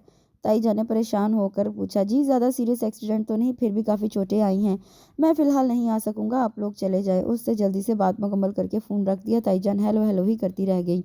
बहरहाल उन्होंने पैगाम दादी समेत सब लोगों को पहुंचा दिया। दादी को उसके ना जाने का सुनकर काफ़ी कलक हुआ, फिर भी सब लोगों उसके बगैर ही चले गए। रह गई हानिया शाह, जो घर पर बैठकर मतजाद कैफियतों का शिकार थी। गुस्सा, खौफ, झुंझलाहट और अफसुर्दगी। उसकी समझ में कुछ नहीं आ रहा था कि उसके साथ हो क्या रहा है। घर वालों से इनकार करना उसके लिए भी मुश्किल ना था, लेकिन इनकार की वजह बताना यकीनन बहुत मुश्किल था। अपनी अना उससे भी बहुत अजीज थी, लेकिन मसला ये था कि वो अपनी मोहब्बत से भी दस्तबरदार नहीं होना चाहती थी और उस मसले का कोई हल उसे सूझ ही ना रहा था।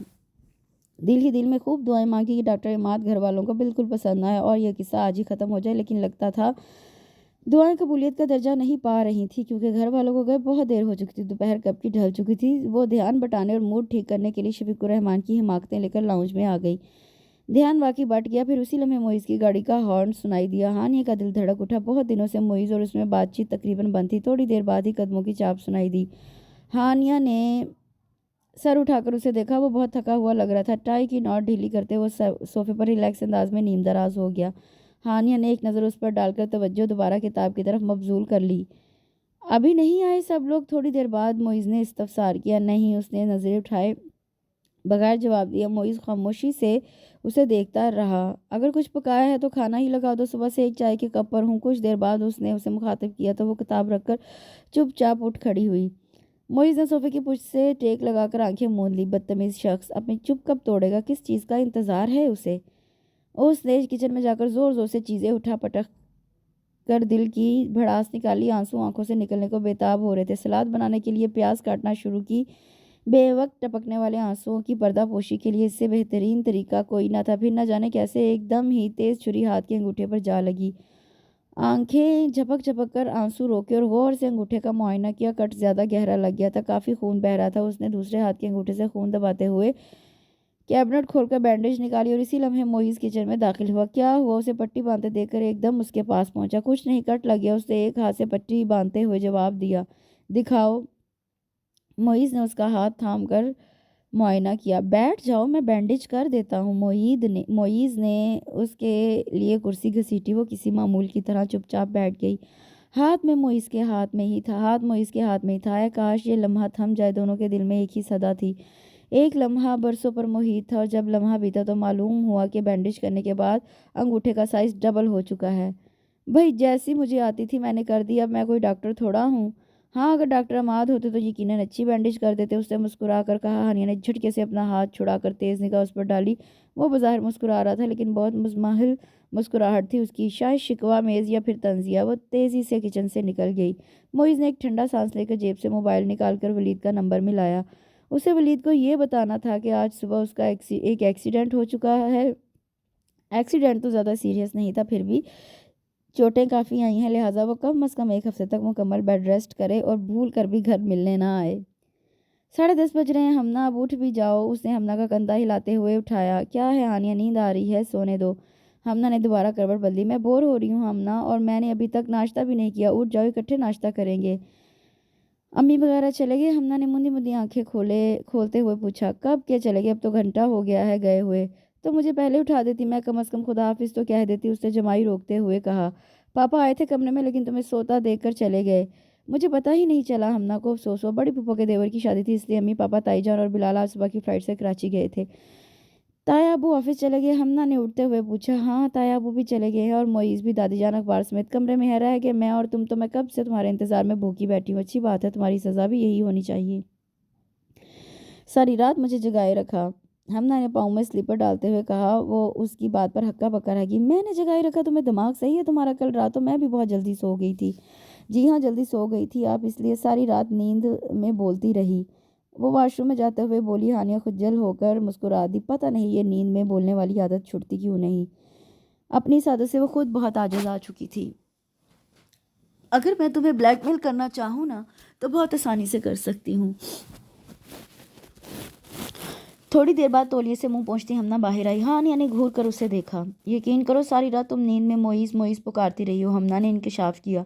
झूठ मत बोलो, मुझे पहले ही पता था तुम यकीन नहीं करोगी। अगर मेरे पास टेप रिकॉर्डर होता तो मैं रिकॉर्ड कर लेती। हमना के कहने पर वो वाकई शर्मिंदा हो गई। वैसे हानिया, कल रात मैं तुम्हारे लिए वाकई बहुत परेशान हुई। यही ख्याल आता रहा कि अगर तुम्हारी शादी डॉक्टर अमाद से होगी तो शादी से पहले तुम्हें उस आदत का संजीदगी से इलाज करवाना पड़ेगा, वरना तो नहायत संगीन सूरत हाल पैदा हो सकती है। कभी कोई अच्छी बात भी मुंह से निकाल लिया करो। हानिया ने उसे आंखें दिखाई। मुझे तुम दोनों पर बहुत तरस आता है हानिया। कितनी आइडियल सिचुएशन थी तुम्हारे साथ। तुम और मोइज़ भाई एक दूसरे को जी जान से पसंद करते हो। दरमियान में कोई जालिम समाज नहीं, बल्कि तुम दोनों से भी ज़्यादा तुम्हारे बड़े इस रिश्ते के ख्वाहिशमंद थे। तुम लोगों ने महज मजाक में नहायत आसानी से होने वाली चीज़ को मुश्किल तरीन बना दिया। ये ना हो कि आखिर में सिर्फ पछतावा रह जाए। हमना ने सुबह ही सुबह नहायत हवलनाक किस्म की गुफ्तगू शुरू कर दी थी। अच्छा चलो छोड़ो सब बातें, आओ नाश्ता करते हैं। हमना ने उसकी उड़ी हुई रंगत देखकर बात बदल दी, जबकि उसकी भूख प्यास तो उड़ ही गई। दुनिया में कोई मसला ऐसा नहीं जिसका हल मौजूद ना हो, बस ज़रा जहन को काम में लाना पड़ता है और मसला हल हो जाता है। हानिया अफसार ने भी अपने मसले का हल पा लिया था। इस वक्त रात के 10:30 बज रहे थे। पूरे घर में खामोशी तारी थी। दादी जान को वैसे भी जल्द सोने की आदत थी। आज तायाबू की तबीयत भी कुछ ख़राब थी। वो ऑफिस से शाम को ही आ गए थे। अब तो उन्हें सोए हुए भी 1 घंटा हो गया था। हमना कमरे में अपना जर्नल मुकम्मल कर रही थी। मोइज़ अभी तक नहीं आता रह गई। हानिया अफसार तो वो लाउंज में बैठी नहायत बोर किस्म का ड्रामा देखते हुए मोइज़ का इंतज़ार कर रही थी। हाथ में मोटी सी किताब भी पकड़ रखी थी। सुबह हमना से बात करके वो सारा वक्त अपने मसले के मुमकिन ना हल के मतलब सोचती रही। वो हरगिज़ नहीं चाहती थी कि उसकी हंसी मुस्कुराती खुशबाक ज़िंदगी महज़ना की जंग में एक अलमिया फ़िल्म बन जाए, जहाँ इख्तिताम तक बूढ़े हीरो हीरोइन के अलावा ढेर सारे पछतावे रह जाते। सो पछताना तो वो बिल्कुल ना चाहती थी। उसने सोच लिया था अगर मोइज़ की तरफ से किसी गलत फहमी का शिकार या इजहार मोहब्बत का मुंतज़िर है तो वो उसकी ये ख्वाहिश भी पूरी कर देगी। होशावास की हालत में अगरचे ये काम मुमकिन था नामुमकिन था, ताहम नींद की हालत में वो हल्का फुल्का बेज़रत सा इजहार मोहब्बत तो कर सकती थी, और उसके बाद मोइज़ के पत्थर दिल को यकीनन मोम हो जाना था। वैसे भी नींद में बोलने वाली इसकी आदत से मोइज़ बखूबी आगाह था। इसलिए वो धड़कते दिल के साथ उसकी मुंतज़िर थी। अमूमन वो 10 बजे तक घर आ जाता था। उसकी आदत थी वो खाना खाते हुए टीवी देखता था, खसूसन बिजनेस न्यूज़ या फिर करंट अफेयर्स के प्रोग्राम। हानिया ने पोजीशन संभाली हुई थी। मोटी सी किताब हाथ में पकड़े वो जहन में तमाम फिक्रें तरतीब दे रही थी जो कुछ देर बाद उसने नींद की हालत में बोलने थे। उसका दिल मामूल से ज़रा तेज़ धड़क रहा था। आज उसकी सलाहियतों का इम्तिहान था, जिस पर उसके मुस्तकबिल का दारोमदार था। पता नहीं कितनी ही देर गुजर गई उसे यूं ही लेटे लेटे। मोइज़ मालूम नहीं कहाँ रह गया था। घड़ी की सुइयां टिक टिक करती आगे सरक रही थी, और वो हर 5 मिनट के बाद आंखें खोलकर टाइम देखती, फिर दोबारा आंखें मूंद लेती। आज तो दोपहर में भी नहीं सोई थी। सो इसी सोचो विचार में मसरूफ़ रही थी। सब मुद्दी मुद्दी आंखों समेत चौकस रहना खासा दुश्वार लग रहा था। एक दो बार उसको वाकई नींद के झोंके भी आने लगे थे। اس نے ٹی وی پر چلتے ڈرامے کی طرف متوجہ ہونے کی کوشش کی پر بے سود، اور پھر وہی ہوا جو نہیں ہونا چاہیے تھا، یعنی وہ واقعی سو گئی۔ یہ قسمت کی ستم ظریفی ہی تھی کہ سب کچھ سیٹ ہوتے ہوئے بھی وہ اپنے پلان پر عمل درآمد کرنے میں ناکام رہی تھی۔ حالانکہ یہ رسک لینے کے لیے اس نے اپنے آپ کو بہت دقتوں سے آمادہ کیا تھا، لیکن اب سب کچھ بے فائدہ تھا۔ موئز کے آنے تک وہ گہری نیند کی وادیوں میں اتر چکی تھی۔ موئز کو آج آفیشیل ڈنر اٹینڈ کرنا پڑ گیا تھا، اور بے حد تھکا دینے والے دن کے بعد جب وہ گھر میں داخل ہوا تو چارسو سناٹا پھیلا ہوا تھا۔ صرف 3-4 افراد کے نہ ہونے سے ہی گھر سویا ہوا محل لگ رہا تھا۔ ایک ہاتھ سے ٹائی کی نوٹ ڈھیلی کرتے ہوئے دوسرے ہاتھ سے بریف کیس تھامے وہ لاؤنج میں داخل ہوا۔ اندر آتے کے ساتھ ہی وہ ذرا ٹھٹک کر رک گیا۔ سامنے ہی صوفے پر ہانیہ سو رہی تھی، ایک ہاتھ سینے پر دھری کتاب پر تھا، دوسرا ہاتھ صوفے کے نیچے لٹک رہا تھا۔ آہستہ آواز میں ٹی وی بھی چل رہا تھا۔ وہ ایک لمحے کو لاؤنج میں رک کر اپنے کمرے میں چلا گیا۔ کافی دیر تک شاور لیتے ہوئے اس نے دن بھر کی تھکن اتاری تھی، پھر قمیض شلوار میں ملبوس آستینیں فولڈ کرتا ہوا کچن میں چلا گیا۔ کھانا تو وہ کھا ہی چکا تھا، لیکن چائے کی شدید طلب ہو رہی تھی۔ ٹی بیگ سے فوری طور پر چائے کا کپ تیار کرنے کے بعد وہ دوبارہ لاؤنج میں چلا آیا۔ ہانیہ ہنوز اسی پوزیشن میں لیٹی ہوئی تھی۔ اس نے کھڑے کھڑے ہی ریموٹ سے چینل تبدیل کیا۔ وہاں ایک گرما گرم ٹاک شو آ رہا تھا۔ اسے ٹی وی کا والیوم تیز کرتے ہوئے اسے اٹھانا چاہا، لیکن اس پر کوئی فرق نہیں پڑا۔ موئز کچھ سوچ کر اس غیر مناسب جگہ سے اٹھنے والا تھا کہ وہ نیند میں منہ ہی منہ میں کچھ بڑبڑائی تھی۔ موئز نے ہاتھ پیچھے ہٹا لیا۔ اس کی نیند میں بولنے والی عادت سے وہ بخوبی آگاہ تھا۔ ہانیہ کی بڑبڑاہٹ جاری تھی، بلکہ آہستہ آہستہ واضح ہوتی جا رہی تھی۔ اس نے جلدی سے ٹی وی کا والیوم کم کیا۔ حیرت کا جھٹکا اس وقت لگا جب اس کی بڑبڑاہٹ میں موئز کا نام آیا۔ وہ اس کے کچھ اور نزدیک ہو گیا۔ تھوڑی دیر بعد وہ بات سمجھنے کی کوشش کرتا رہا، اور جب بات سمجھ میں آئی تو اس کے چہرے پر بہت جاندار مسکراہٹ تھی۔ میرا خیال ہے کہ مات کے گھر والوں کو مزید انتظار کروانا مناسب نہیں۔ اچھے لوگ ہیں، بہت مان سے رشتہ مانگ رہے ہیں، اب ہاں کر ہی دو، دادی جان نے فیصلہ کن انداز میں کہا تو ہانیہ کا دل اچھل کر حلق میں آ گیا۔ اس کی زندگی کی بساط پر اتنی تیزی سے فیصلے ہو رہے تھے کہ عقل بالکل معاف ہو چکی تھی۔ ان دنوں وہ ویسے بھی گمسم حالت میں تھی۔ پلان تو اس نے نہایت شاندار سوچا تھا، پر بے وقت کی نیند نے اسے سب کچھ تلپٹ کر دیا۔ اتنی گہری نیند آئی کہ کچھ پتہ نہ چلا موئز کب آیا اور کب گیا۔ 2 بجے کے قریب ہمنا کے اٹھانے پر آنکھ کھلی تھی۔ اس وقت نیند کا شدید غلبہ تھا، وہ فوراً ہی کمرے میں جا کر سو گئی، لیکن صبح اٹھنے کے بعد اپنے آپ کو کئی دفعہ کوس چکی تھی۔ ایک پلان فیل ہونے کے بعد کوئی دوسرا لائے عمل مرتب کرنے کے بارے میں سوچ ہی رہی تھی کہ دادی جان نے اچانک حواسوں پر بم گرا دیا۔ اس نے شاکی نگاہوں سے انہیں دیکھا۔ وہ اب مزید تفصیلات طے کر رہی تھی۔ فی الحال تو انگوٹھی پہنا کر رسم کر لیتے ہیں، شادی مریم کے آنے کے بعد کریں گے، انہوں نے حتمی انداز میں کہا تو ہانیہ کے ہاتھوں کے طوطے اڑ گئے۔ اس نے فٹافٹ حساب لگایا، آپی کے آنے میں تو صرف 1.5 مہینہ رہ گیا تھا، تو مریم آپی کے آنے پر ہی ہانیہ کی شادی ہوگی؟ موئز نے سنجیدگی سے پوچھا۔ ہاں تو اور کیا، 1.5 مہینہ تو رہتا ہے مریم کے آنے میں، پھر شادی کی تیاری کے لیے بھی تو کچھ دن چاہیے نا۔ طیبہ نے بھی گفتگو میں حصہ لیا۔ پھر میری شادی کے بارے میں کیا خیال ہے؟ مریم آپی کے لیے بار بار آنا تو ممکن نہیں ہوگا۔ موئز کی سنجیدگی ہنوز برقرار تھی۔ دادی سمیت سب لوگوں نے اسے حیرت سے دیکھا۔ ہاں تو تمہاری شادی کا کمر مان تو نہیں ہے، پر تمہیں کوئی لڑکی بھی پسند آئے؟ دادی جان نے ٹھنڈی سانس بھر کر کہا۔ لڑکی تو مجھے پسند ہے دادی جان، بلکہ جی جان سے پسند ہے، پر کیا کیا جائے کہ لڑکی کو میں اچھا نہیں لگتا، اس نے افسردہ ہو کر بتایا۔ البتہ چہرے پر مسکراہٹ نمودار ہو گئی۔ وہ کون احمق لڑکی ہے موئز بھائی جو آپ کو پسند نہیں کرتی؟ ہمنا نے حیرت سے آنکھیں پٹپٹائیں۔ احمق تو مت کہو، آخر تمہاری بہن ہے۔ وہ ہانیہ پر نظریں جماتے ہوئے مسکرایا۔ ہانیہ نے چونک کر اسے دیکھا۔ وہ مسکراتی نگاہوں سے اسے دیکھ رہا تھا۔ تم سچ کہہ رہے ہو موئز؟ دادی جان نے خوشی سے بھری آواز میں پوچھا۔ 100% سچ دادی جان، لیکن آپ پہلے اپنی پوتی کی رائے معلوم کریں، اسے شاید ڈاکٹرز پسند ہیں۔ کیوں ہانیہ، صحیح کہہ رہا ہوں نا؟ اس بار مخاطب صرف وہ تھی۔ ہانیہ کے بارے میں تو میں گارنٹی دے سکتی ہوں کہ اسے ڈاکٹر عماد سمیت کسی بھی ڈاکٹر میں کوئی دلچسپی نہیں ہے۔ ہمنا اچھی بہن ہونے کے ناطے فوراً مدد کو آئی تھی۔ سب لوگوں نے ہی ہانیہ کو دیکھا، لیکن کسی کو بھی اس سے کوئی سوال کرنے کی ضرورت نہ پڑی۔ اس کے چہرے پر پھیلتے رنگ سارے جواب خود ہی دے رہے تھے۔ آپ کو پتہ ہے کل ہانیہ آپی پیلے سوٹ میں بہت پیاری لگ رہی تھی۔ یہ چھوٹی پھوپھو کی 7 سالہ ایمن تھی جو موئز کو اتنی اہم اطلاع فراہم کر رہی تھی۔ موئز لاؤنج میں بیٹھا اخبار پڑھ رہا تھا۔ اخبار میں موجود ساری اہم خبروں کو چھوڑ کر وہ ایمن کی فراہم کردہ خبر کی طرف متوجہ ہو گیا تھا۔ اچھا، مجھے تو نہیں معلوم، اس نے مسکراہٹ چھپاتے ہوئے کہا۔ اوہ ہو، آپ کو نہیں پتا؟ کل ہانیہ آپی نے پیلا والا سوٹ پہنا تھا، گجرے بھی پہنے تھے، اور ہم سب نے گانے گائے تھے، اور پھر سب نے ہانیہ آپی کو مٹھائی کھلائی تھی، ایمن نے کل کی تقریب کے بارے میں بتاتے ہوئے کہا۔ اچھا، واقعی آپ کی ہانیہ آپی پیاری لگ رہی تھی؟ موئز نے مسکراتے ہوئے دریافت کیا۔ اور کیا اتنی پیاری لگ رہی تھی؟ مووی والے نے سب سے زیادہ مووی ہانیہ آپی کی ہی بنائی۔ ایمن نے اپنی بات میں وزن پیدا کرنے کے لیے دلیل دی تو وہ ٹھنڈی سانس لے کر رہ گیا۔ یعنی کہ ہر ایرے غیرے کو ہانیہ صاحبہ کا دیدار کرنے کی اجازت تھی، پابندی لگی تھی تو صرف موئز احمد پر۔ ویسے تو بات طے ہونے کے بعد ہانیہ نے اس کے سامنے آنا کم کر دیا تھا، لیکن مریم آپی کے آنے پر اور ڈیٹ فکس ہونے کے بعد تو دادی جان نے اس کا باقاعدہ پردہ کروا دیا تھا۔ پچھلے 15 روز سے وہ اس کی ایک جھلک بھی نہ دیکھ پایا تھا۔ کل ہی گھر پر مائیوں کی رسم ہوئی تھی، تقریباً سب مہمان آ چکے تھے، کچھ آنے والے تھے، گھر میں وہی روایتی سی ہلچل مچی ہوئی تھی جو کسی بھی شادی والے گھر کا خاصہ ہوتی ہے۔ ہانیہ اس وقت بیوٹی پارلر گئی ہوئی تھی، بلال بڑی پھپھو کو لینے ایئرپورٹ گیا تھا، مریم آپی اور ہمنا فائنل خریداری کے لیے عفان کے ساتھ بازار جا چکی تھی۔ تائی جان، امی، پھپھو سب لوگ ہی کسی نہ کسی کام میں مصروف تھے اور لاؤنج میں بہت پرسکون انداز میں بیٹھا ایمن سے محو گفتگو تھا۔ اسی لمحے فون کی بیل بجی، اس نے فون اٹھایا، دوسری طرف بلال تھا۔ معیز بھائی، عفان بھائی وغیرہ شاپنگ کر کے آ گئے؟ بلال نے پوچھا۔ نہیں، ابھی تک تو نہیں آئے۔ کیوں، خیریت؟ آپ عفان بھائی کو موبائل پر میسج دیں کہ وہ واپسی پر ہانیہ کو پک کر لیں، کیونکہ میں فی الحال نہیں آ سکتا، فلائٹ لیٹ ہو گئی ہے، بلال نے مسئلہ بیان کیا۔ اچھا ٹھیک ہے، تم فکر مت کرو، میں بات کرتا ہوں عفان بھائی سے۔ اس نے بلال کو تسلی دے کر فون رکھ دیا، چہرے پر شریر سی مسکراہٹ پھیل گئی تھی۔ عفان بھائی کو کیوں کہوں، میں مر گیا ہوں کیا؟ اس نے مسکراتے ہوئے گاڑی کی چابی اور والیٹ اٹھانے کے لیے کمرے کا رخ کیا۔ مائیوں کے جوڑے میں شرماتی لے جاتی ہانیہ کو دیکھنے کے لیے جی ایک دم مچل اٹھا تھا۔